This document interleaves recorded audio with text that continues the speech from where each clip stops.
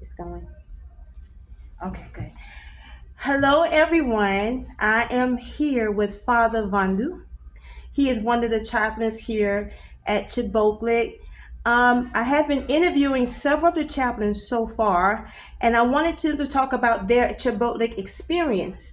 But also, more than that, I want to know what caused them to come on this path. Why were they called to chaplaincy? Moreover, tell me about your path to ministry. The reason why I'm doing this, Vandu, and I explain this to you, is because during my process of trying to become a chaplain, I could not find anything on YouTube to help me in the process. I had so many questions, but I couldn't find anything. So I want to hear your process. What caused you to come this direction? What did the call look like? What did God say to you? What led you this way? Thank you, Anderson, for giving me this opportunity to share my experiences and my call. Yeah. First of all, let me share about my call to the priesthood, and then I will Nice. say something about my call to the army, to the army chaplaincy. Right. So I started feeling the call to the priesthood when I was about 9 years old. Nine. Yeah, and I think I owe it to my parents who prepared the grounds for me to answer the call. Wow. Because the parents, first of all, they educated us in the faith. Mm-hmm. They taught us how to pray in the family. We spent time together every evening. My dad called us together. We sat and we prayed together. We offered to the Lord all our intentions. Mm. And so we started liking spiritual things, spiritual matters. They took us to church every single Sunday, and we loved being at mass. Then at some point we started being altar servers, helping the Mm-hmm. priests around the altar, Right. and I guess that is where I started nurturing that thought of being a priest by seeing priests perform. So, usually a call from God cannot be described properly, but it is there. It comes and you feel that you are called, you feel interested in it. So Mm. that is how I started feeling interested in the call to the priesthood. I watched priests celebrating mass. It was beautiful, it was wonderful. And so gradually I started joining vocation camps Right. to discern more about that. And then when I was about 12 years old, when I went to high school, I went to the minor seminary high school. Mm. This is a junior seminary to train young people to discern more and more the call. Mm. So I went through it successfully, and then I applied to go to the major seminary. So what triggered again made me to be convinced of the call is, before I applied to go to the major seminary, I took time to pray. I Yes. went in the chapel before the Blessed Sacrament and really spoke to Jesus. Mm. I told him, Lord, if you are really calling me, show me. Show Mm. me. Let me be convinced 100% that I am called to serve in the priesthood. Wow. Why are all these doubts around? I was a Ah. teenager and I started having some feelings and so on. I said, why are all these distractions coming my way? Does that mean that it's not my call? So I Mm. spoke with my spiritual director who enlightened me and said, those doubts are normal. They are bound to come in the process of discernment. So that does not mean that God does not call you. Right. And then, like I said, I was now, before applying to go to the major seminary, I withdrew to the chapel at night. After night prayer, everybody went to the dormitories, and I went there and I spoke to the Lord in the Blessed Sacrament. I said, Lord, show me if you are really calling me to the priesthood. And about a week later, I even forgot that I prayed about it. I went ahead and applied. I was in upper sixth. I was ending my secondary school level education.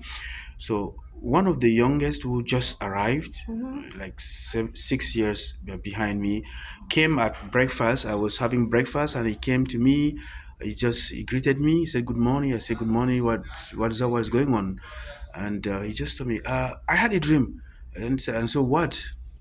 He said, I had a dream that not all of you went to the seminary, not all of you became priests, but you were among those who were dressed in white Mm. cassock, Wow. and you went to the major seminary. Uh-huh. So I didn't take it seriously. It's later on Mm. that I said, look, did I not ask for a sign from God? Mm. that I'm called. So maybe this is one of the signs I asked. So that came to confirm my decision to go to the seminary. So I went to the major seminary and eventually became a priest, and I worked in a parish for 7 good years. Wow. And then from there, all of a sudden, my bishop called for me and asked me to apply to go to the United States and continue my studies there. Whoa. Out of obedience, I said, all right. I don't know where the United States are. I've been watching over the TV and so on, but I don't know. Well, I will go. It's we promise obedience. Priests promise obedience to their bishops. So I promised obedience to my bishop, and I said I would go. That is how I did all the paperwork, and I found myself in Boston College in 2013. So I landed in the United States at Logan International Airport in Boston on August 17, 2013. Wow. So I came to do a master's degree in theology, ethics specifically. After the master's degree, I applied and I got admission to a few universities, among which Loyola University in Chicago, Santa Clara in California, and the Boston College. So I had a choice between the three. I eliminated Santa Clara because they did not offer me a full scholarship, but Loyola offered me a full scholarship and Boston College offered me a full scholarship. So Boston College was an STD, which is a sacred it's a degree, a doctorate in sacred theology, and Loyola offered me a PhD degree. So I had to make a choice. So the STD, which is Doctor of Sacred Theology, is a 4 years program, but the PhD is about 6 years program. So I chose to take the PhD because it's wider and I want to broaden my scope of studies. So that is how I found myself in the United States. Yeah, that is my call as a priest. So wherever I came here, wherever I lived in the United States, I was in parishes. As a priest, I asked to be in a parish. So I offered to my help by saying masses, hearing confessions in those parishes while I commuted to school. Wow. Yeah. So that is my call and my journey to the priesthood and also to ministry. Now, how did I decide to join the army as a chaplain? I think you asked that question too. Yes. So that came along the way. When I moved to Chicago, at some point during summer vacation, I had nothing to do there. Right. So since I had connections with in Boston, I used my connections to ask for help. If there was any priest who needed help, I could offer my help. And the news went round, and one chaplain was in need of help. He was a brigadier general with the Air Force, and he was a chaplain. So he said he needed a priest and he needed me. So they put me into contact with him, and we exchanged, and he said I'm welcome to come and help him out because he went to the Pentagon time and again, and so he needed help. So I flew from Chicago to Boston, and I was in Sudbury with him at Our Lady of Fatima Parish. A wonderful priest, a great priest, very inspiring priest. So each time he went to the Pentagon, I was there covering for him. And when he came back, he shared his experiences in the with the military, and I started thinking about it. He even enticed me and invited me. He asked if I could, if it is something I consider doing. I told him, well, maybe not, but let me give it a thought. And so I started reflecting upon it. But I couldn't go further because I did not have a green card. I was on F1 visa, student visa. So I let the thought, die out. Then, 5 years ago, when I was writing my dissertation, I came from Chicago, and I wrote my dissertation while in Boston. So I asked to be in a parish, and they offered me a parish, and I was a parochial vicar assisting a priest. At some point, a retired chief of chaplains was sent to come and work in the parish where I was. Really? He was the chief of chaplains of the army, like Chaplain Green, who was here. He was Major General. He just retired. He was called back, and he was sent to the parish where I was. So I worked with him for 3.5 years. Wow. And that is where I saw clearly on my call to join the army, because he inspired me. He shared Right. many experiences. He told me that there is a need of chaplains, of priests, and so on. So I gave it another thought again. I prayed over it, and I said, I think I can join that. So he encouraged me to join it, actually. And he was about to ask me to start the process, but I said, no, let me talk with my bishop first, because my bishop has jurisdiction over me. And he's the person who was supposed to confirm my call to join the chaplaincy. That's interesting. Yeah, very interesting. So I called him and I told him about it, and he too asked for about 3 days to pray over it, Right. to give me an answer. So I was prepared. Right. If my bishop said no to it, I would not have joined it. Right. And if he said yes, Hold that 1 second I for me. would. All right. Scott, sorry, Vondou. Please shut that for me.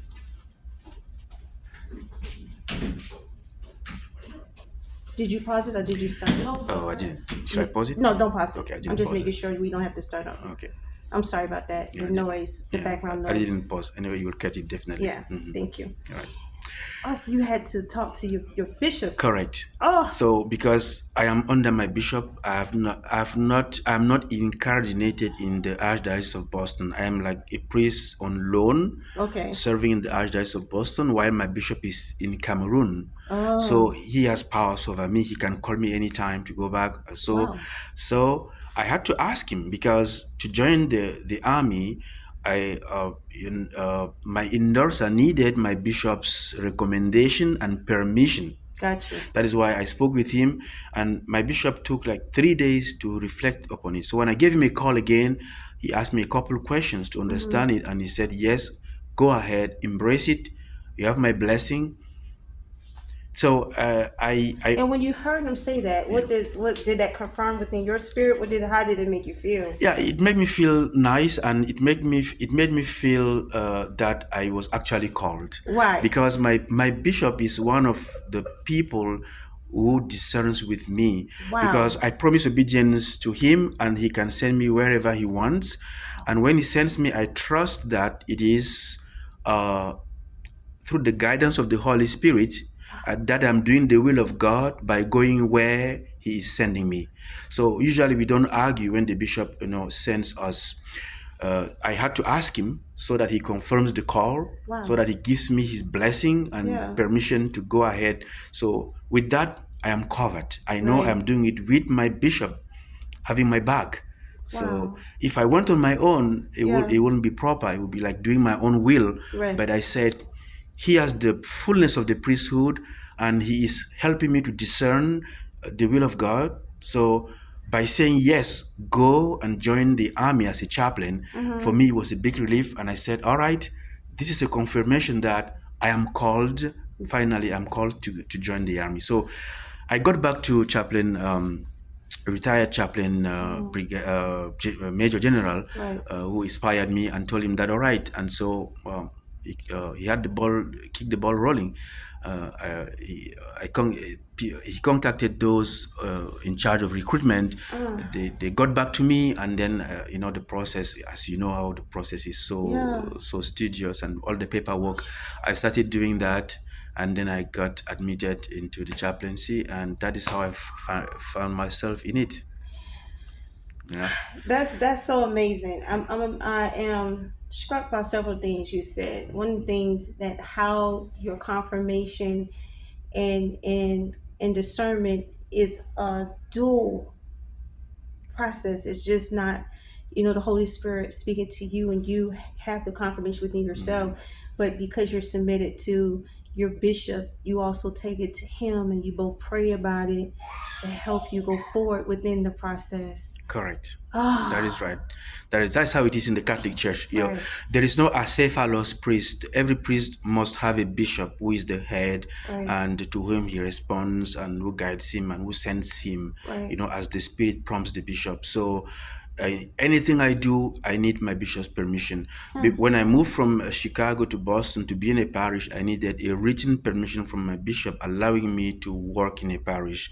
When I was appointed administrator of a parish again, the Archdiocese of Boston needed my bishop's written permission to allow me to be a administrator of the parish. And when I was joining the army, the Archdiocese of the Military Services, who is my endorser, there's a bishop at the spearheading that. He needed my bishop from Cameroon to write in a letter of permission, telling him that this is my priest and I am allowing him to join the army. Without it, I will not be allowed to join the army.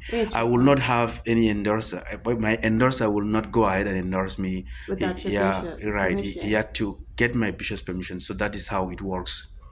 And that is why, because he said yes, so it means he has my back. And so I'm confident that whatever I do here, it is with his support. Right. And so I can freely and confidently carry on the mission.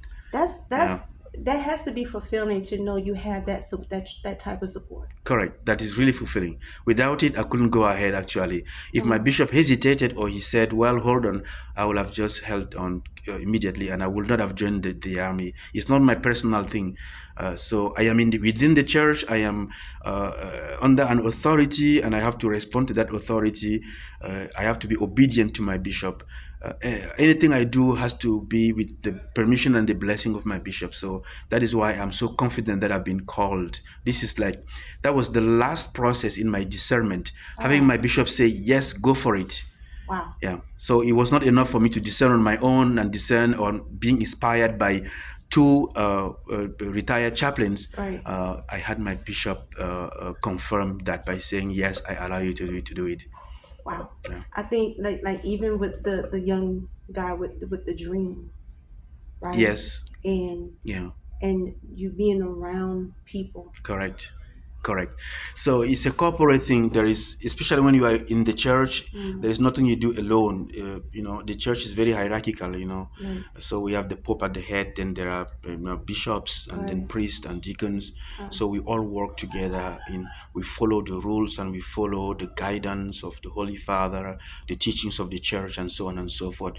So it's within the ecclesial setup that we respond to the call. When you are called to the priesthood, the Lord calls you from among the people. He picks you